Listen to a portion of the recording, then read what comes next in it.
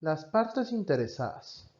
Las partes interesadas dentro del contexto de lo que es la ISO 9001 en su versión 2015 o las diversas normas ISO se refieren a esos grupos de interés que van a afectar nuestro negocio, para bien o para mal, existen y siempre van a tener una injerencia sobre nosotros, sobre los giros de la organización y sobre esa ruta o lineamiento al cual vamos a seguir estratégicamente para ir creciendo como empresa. Las partes interesadas pueden ser grupos de interés o a su vez pueden subdividirse en pequeños grupos específicos. Estos grupos pueden venir desde el sector gobierno, sector comunidad o el mercado a través de los clientes, quienes son esas partes interesadas que vienen de los elementos externos, ¿sí? De igual manera, podrán venir partes interesadas desde el aspecto interno, como lo son las expectativas de una junta directiva o de un grupo de accionistas, los empleados, proveedores o los acreedores de la empresa. Hablábamos de que estos se pueden subdividir y nosotros podemos subdividirlos en la medida que para nosotros sea más funcional el análisis de estas partes interesadas. Por ejemplo, el sector gobierno se puede dividir en base a los diferentes ministerios con los cuales tenemos alguna relación, como lo pueden ser ministerios de trabajo, de salud, de economía, eh, ganadería, agricultura, energía y minas, dependiendo del sector industrial o del sector de comercio al cual la empresa pertenece, puede verse afectados por leyes o reglamentos de diferentes partes interesadas o de diferentes alcaldías. Puede verse afectado también por la comunidad. La comunidad, que es un sector social, puede verse representado a través de asociaciones, ONGs, comités únicos de barrio o CUBs, alcaldías auxiliares, etc. Y el mercado como tal, los famosos clientes, viene siendo una parte interesada del sector externo que siempre debemos evaluar. Y esta puede subdividirse por segmentos de mercado o sectores de venta. ¿Sí? Lo que puede ser el sector industrial o el sector de comercio o el sector banco. Dependiendo del giro del negocio, tendremos diferentes sectores con los cuales trabajamos. Por ejemplo, una empresa que se dedica a hacer computadoras o a vender computadoras puede tener entre sus clientes un sector de banca, un sector gobierno, un sector privado, un sector público, un sector industrial, etcétera. Una empresa que se dedica a capacitaciones igual puede subdividir en diferentes sectores. Una empresa que produce, por ejemplo, botellas puede analizar desde lo que es el sector sodas, el sector cerveceras, el sector licoreras, farmacias, etc. Entonces existen estos lineamientos. También debemos tener en cuenta el sector interno, porque hacia lo interno también tenemos partes interesadas, como lo es la junta directiva, o consejo de administración, o consejo de familia, dependiendo de cómo se maneje el negocio. Tenemos a los accionistas, porque los mismos accionistas pueden estar subdivididos en diferentes formas de trabajo. Podemos trabajar con accionistas mayoritarios, los cuales pueden ser 3 o 4 accionistas que representan la mayoría de la participación de la empresa y que en ellos está la toma de decisiones. Puede que nos enfoquemos en accionistas minoritarios también. Puede que haya un conjunto de accionistas minoritarios que representen a la mayoría de la empresa en una toma de decisiones más democrática y más pareja, ¿verdad? Entre las diferentes formas.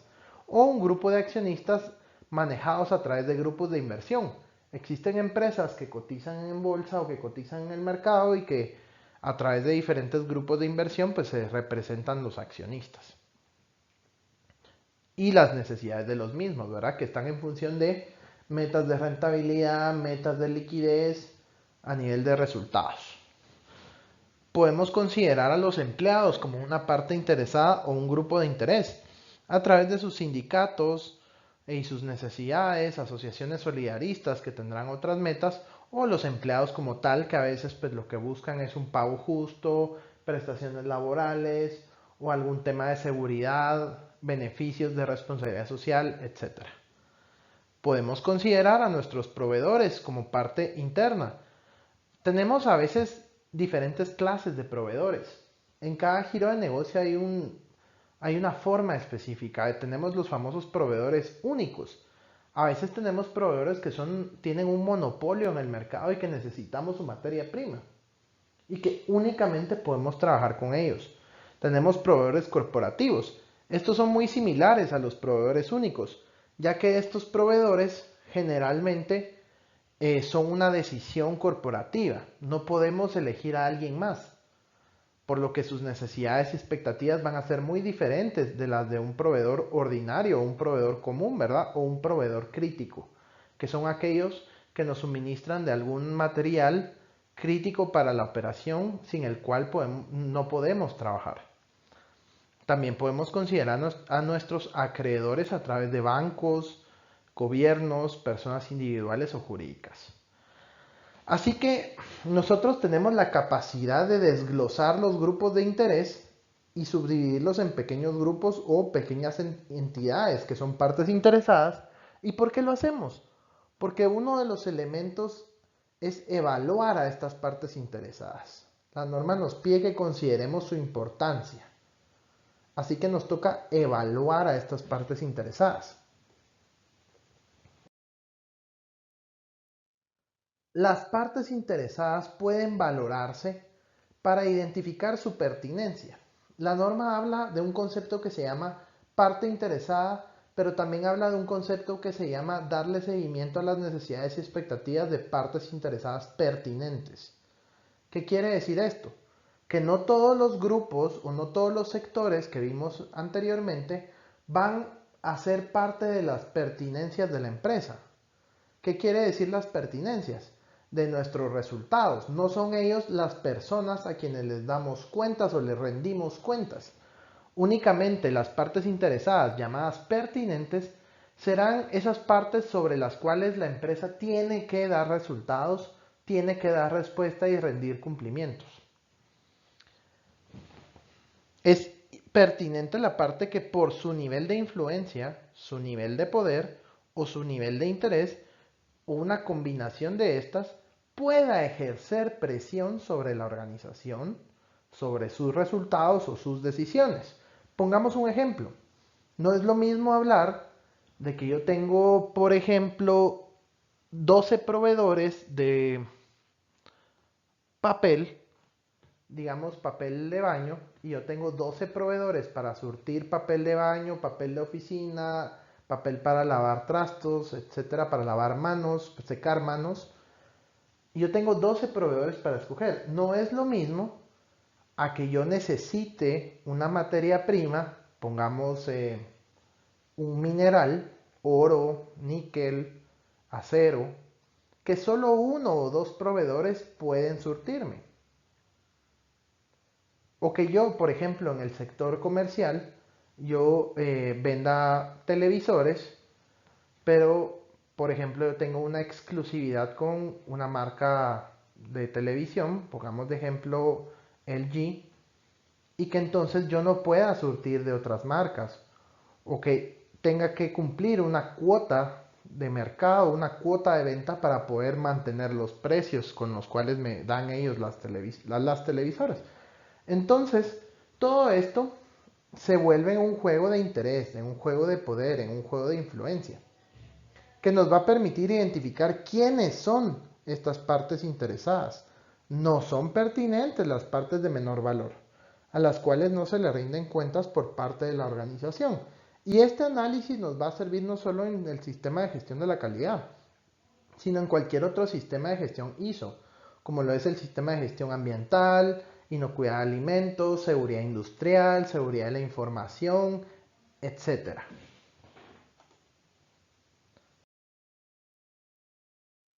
Este análisis, pues por aquí podemos ver un ejemplo de que alguna matriz lo que hace es comparar el poder alto o bajo respecto al interés alto o bajo.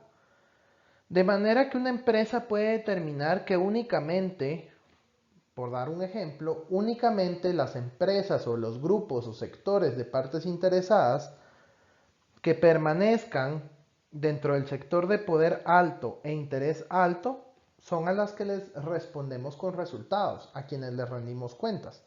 Las otras partes pues pueden ser para dar alguna reportería, informar cuando sea necesario o monitorizar, hacer un monitoreo.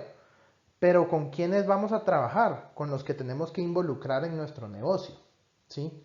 Entonces estas partes son, digamos, nuestras partes interesadas pertinentes, son nuestros partners de mayor valor, son con quienes hacemos el negocio, con quienes necesitamos que estén a la par de nosotros para poder crecer. Las partes interesadas presentan necesidades y expectativas. Este es el segundo paso.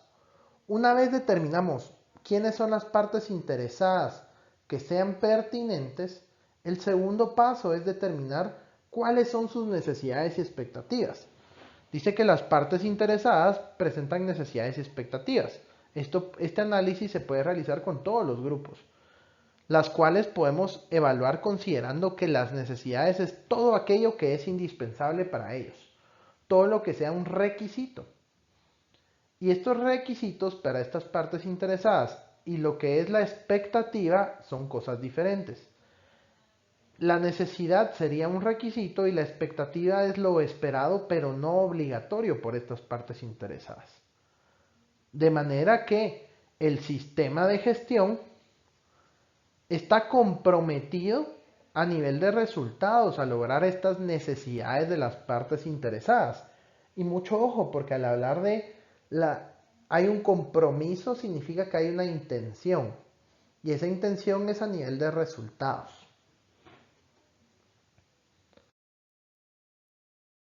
De esta manera, las empresas pueden trabajar lo que es una matriz de partes interesadas en las cuales se valore a las partes interesadas para determinar quiénes son pertinentes, quiénes no son pertinentes, como veíamos en la tabla de poder versus influencia, o puede haber una tabla de poder versus interés, y los que categoricemos como pertinentes nosotros debemos darle cumplimiento a sus necesidades.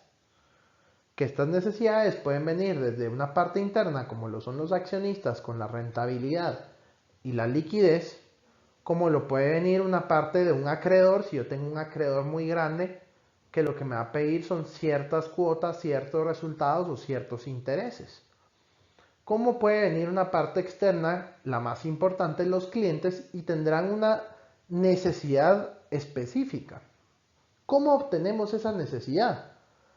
Por eso veíamos en el video anterior que se pueden utilizar diversos métodos para analizar el mercado, porque al analizar esa información podemos extraer lo que es la necesidad del cliente. Esto lo podemos hacer también a nivel interno mediante algún modo experimental, un focus group, un análisis de mercado, podemos hacer un análisis de tendencia, podemos hacer encuestas de satisfacción que nos permitan retroalimentarnos e identificar esas necesidades. Con las otras partes interesadas podemos hacer algún proceso de consulta directa o podemos determinar por parte de la empresa a qué estamos comprometidos.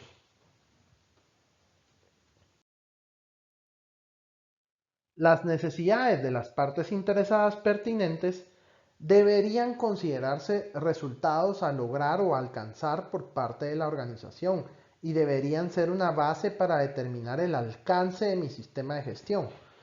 Como lo dice el alcance, debemos tomar en consideración el 4.1 y 4.2. ¿Y esto qué quiere decir?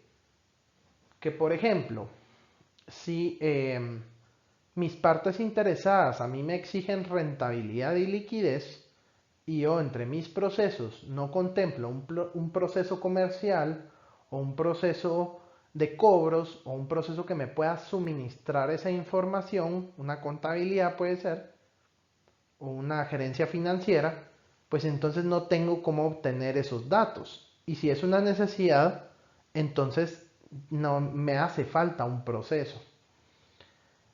Es así como nosotros vamos determinando, ¿verdad?, qué procesos tienen que involucrarse en el sistema de gestión.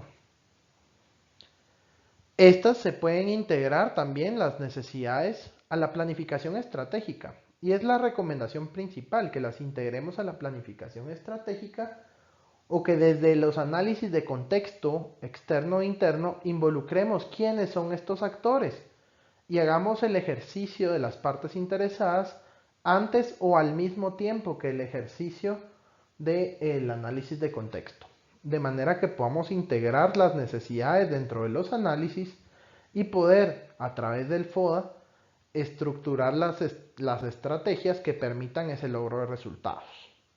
O pueden integrarse separadamente como parte de la política de gestión y objetivos de gestión.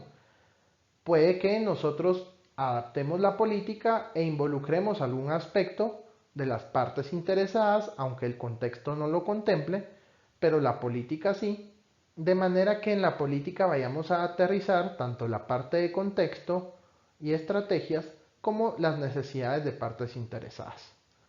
De manera que éstas se conviertan en objetivos del sistema de gestión, en indicadores, y de esta manera pues podamos dar vida a un sistema que los procesos den los resultados a través de indicadores para alcanzar tanto la planificación estratégica como la satisfacción de las partes interesadas.